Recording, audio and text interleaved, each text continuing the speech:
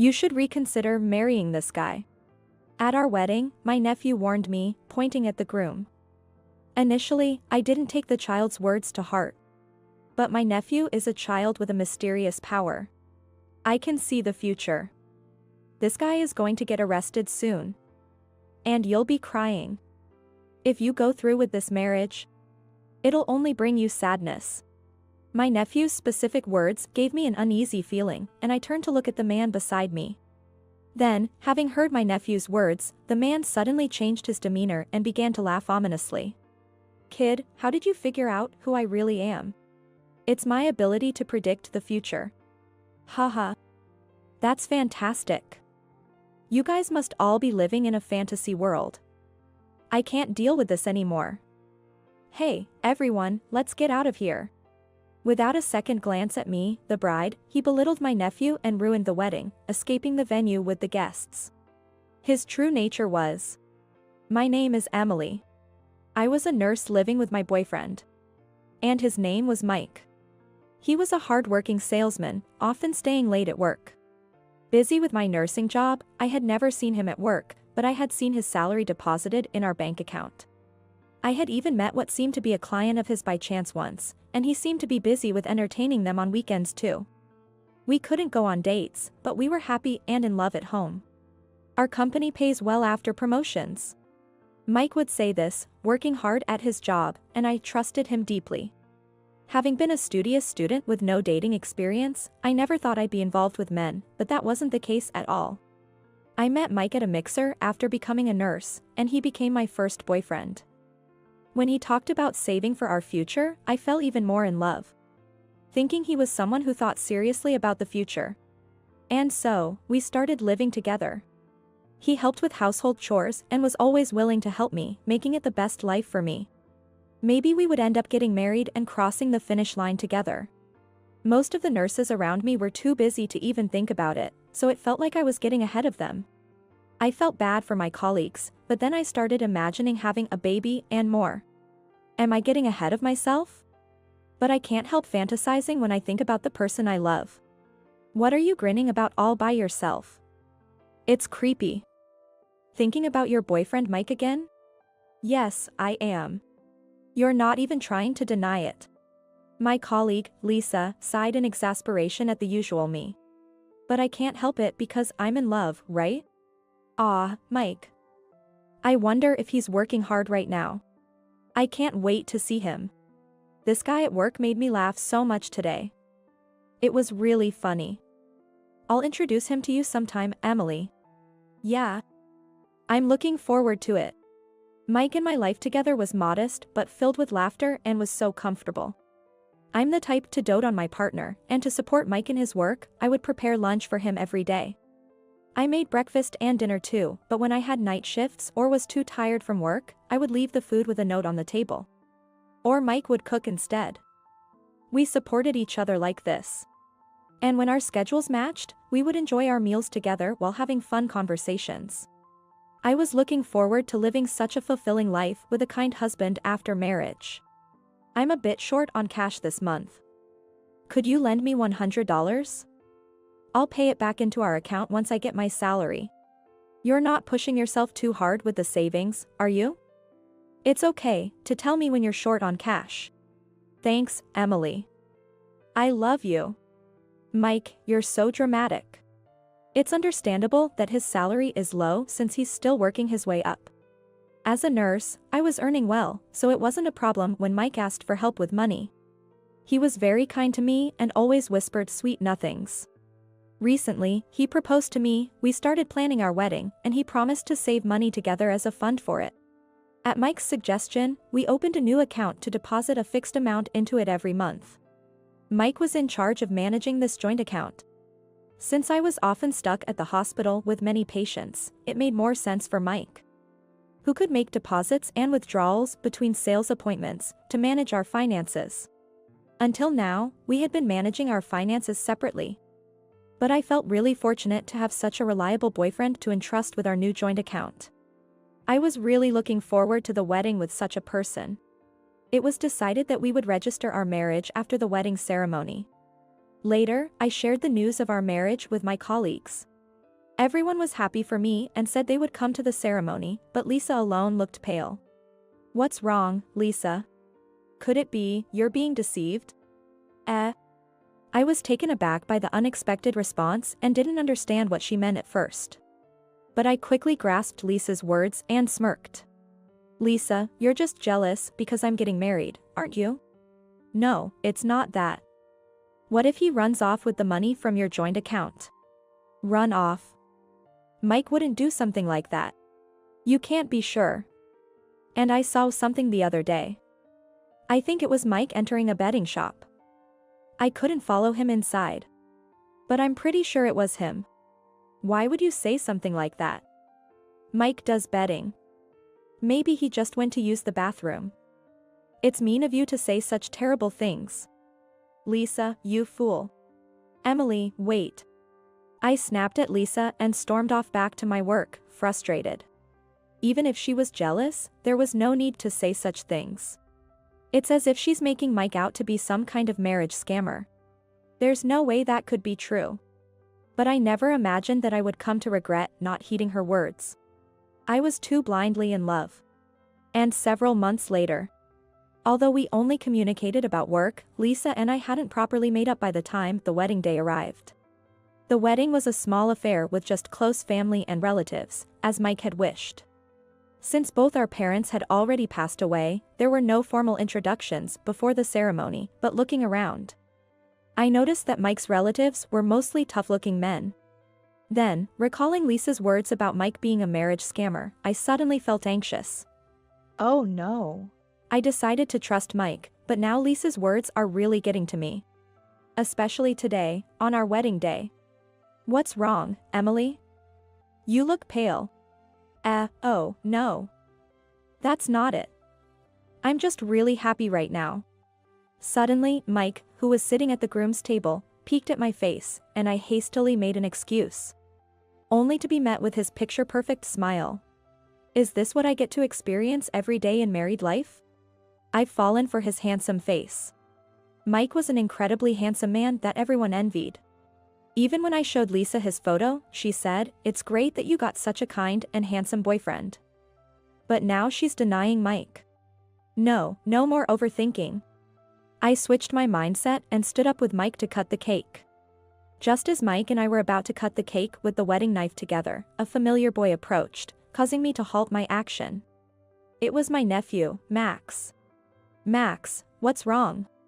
Then Max grabbed my wedding dress, as if trying to pull me away from Mike or to bring me towards him. And then he pointed at Mike. You better not marry this guy. What? I was taken aback by Max's words and couldn't help but exclaim in surprise. Everyone in the venue who heard Max's words was also in an uproar, clearly shocked. From the groom's side, angry shouts of, "What are you talking about?" could be heard, making everyone tense. I inadvertently let go of the wedding knife I was holding with Mike. We needed to calm the situation somehow. Max, you're startling everyone. Go back and sit with your mom. I crouched down in front of everyone and whispered to Max to return to his seat. But Max shook his head and said, I can see the future. This guy is going to get arrested soon. And you'll be crying. If you marry him. It'll only make you sad. I used to think it was just child's talk, but Max was utterly serious in his response. Both Lisa and Max, I wondered why they were trying to ruin my happiness, but I couldn't shake the feeling of unease. And that feeling was confirmed by the sound of Mike's laugh echoing eerily through the venue. Mike. I stepped back from the eerily laughing Mike and called out to him. But Mike didn't look at me, instead, he turned his gaze to Max. Kid, how did you figure out who I really am? It's my ability to predict the future. Haha. That's great. You and your family are all living in a fantasy world. I can't stand this anymore. Hey, you guys, let's get out of here. All right, boss. At Mike's signal, his relatives at the groom's table rushed out of the wedding venue. Mike followed them without a second glance at me. I could only stare blankly at their retreating figures, collapsing on the spot from the shock of the swift turn of events. Emily, are you okay? Lisa. Seeing my distraught state, Lisa, with whom I had been arguing, rushed over to me faster than anyone else, and I felt tears welling up. Lisa, you came to the wedding. I said terrible things to you, and now the wedding is ruined. It can't be helped. You were head over heels for Mike, and that's one of your good points. I shouldn't have denied that. I'm sorry, Lisa. I'm so sorry. As the tears flowed, I threw my arms around Lisa, embracing her tightly. Lisa let out a sigh of relief and wrapped her arms around me in return, offering comfort and reassurance. Sorry to interrupt, but I just remembered something. Mary. Then my sister, who had also rushed over, suddenly raised her voice as if she remembered something. She said she would check something and left. Meanwhile, Lisa and I, along with Max, decided to contact the police and explain the situation. My family and I were asked to stay at the venue for questioning. I got an email from Mary. A photo? After a while, an email arrived from my sister with a photo attached.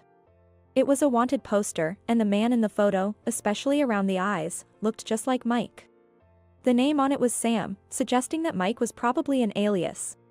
This is him. This is the guy from earlier. Max, who had quickly realized Mike's true identity, pointed out that the person in the photo was indeed Mike. My relatives gathered around and were momentarily in turmoil, agreeing that it was indeed the same person. The wanted poster described him as the mastermind behind a group that defrauded students from a local university, swindling them out of money. Yes, Mike's true identity was the leader of a fraud ring. To think he went as far as undergoing plastic surgery to change his appearance just to get close to me. Was it because I was a nurse? Perhaps, considering my busy job and decent income, he and his accomplices targeted me as their mark. I was paralyzed for a while by the realization that I had been deceived.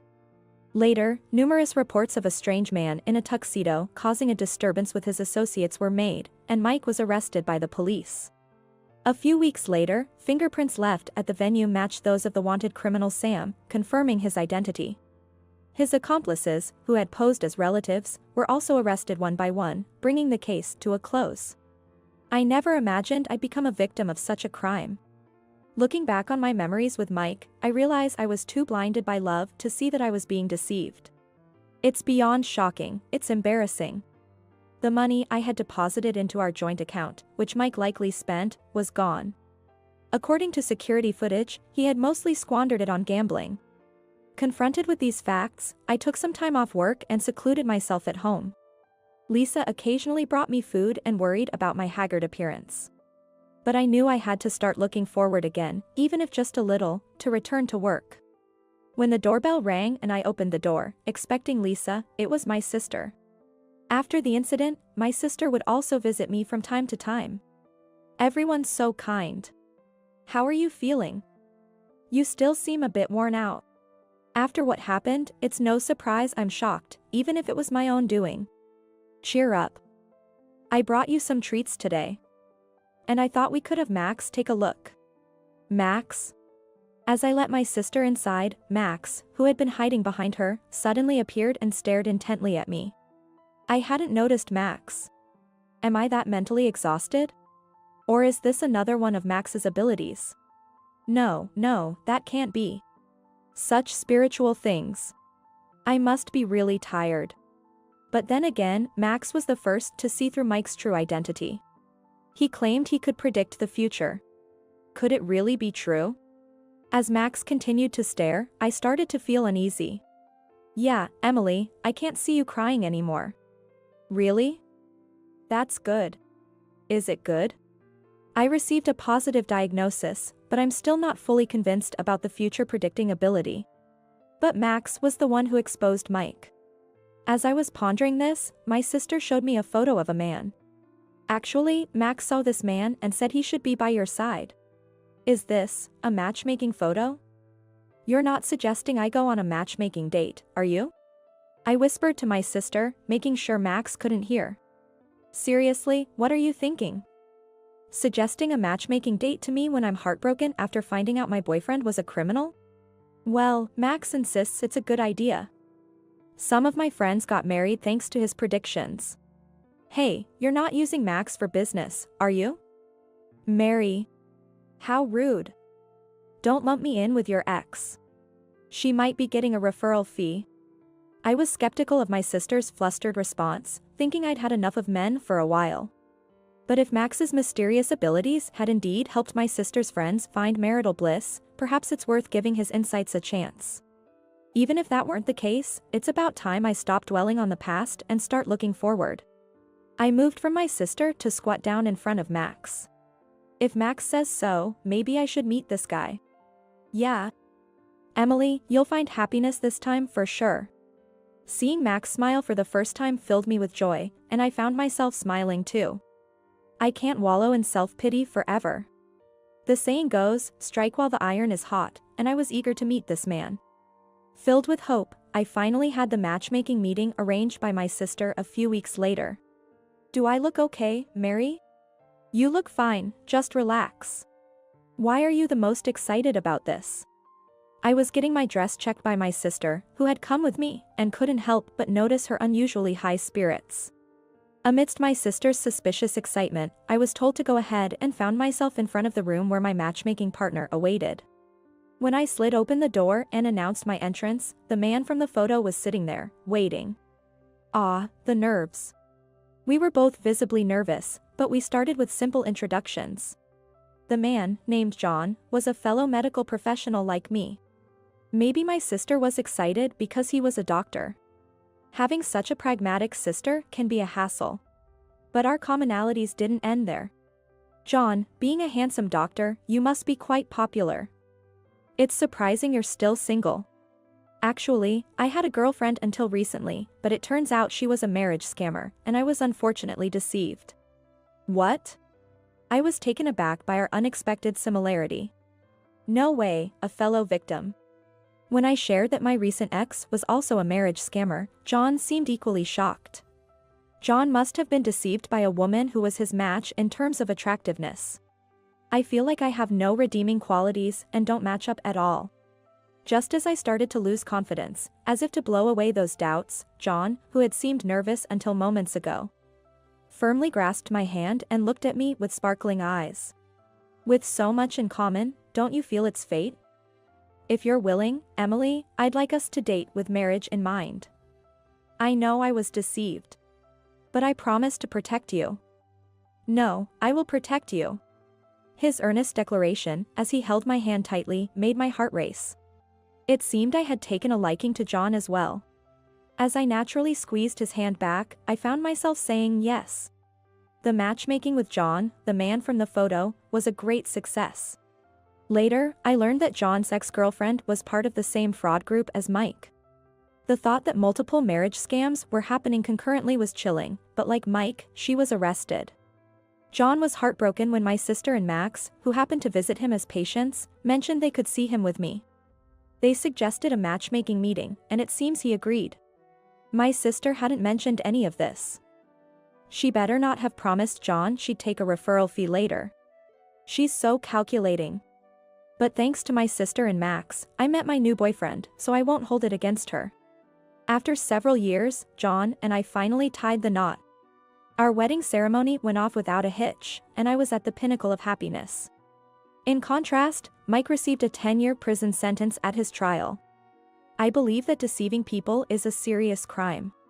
Honestly, I wish he'd never be released from prison, but I do hope he'll reform. That's why John and I found ourselves visiting the prison where Mike was held.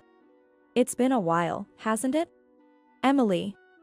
Why are you here for a visit, and who's that guy with you? Nice to meet you, I'm John, Emily's husband. I apologize for the sudden visit, but we wanted to express our gratitude. Gratitude. Actually, John is kind of thanking you for letting me go, it seems. Thanking a criminal is quite a confusing concept. If you hadn't let go of Emily, I wouldn't have been able to marry her.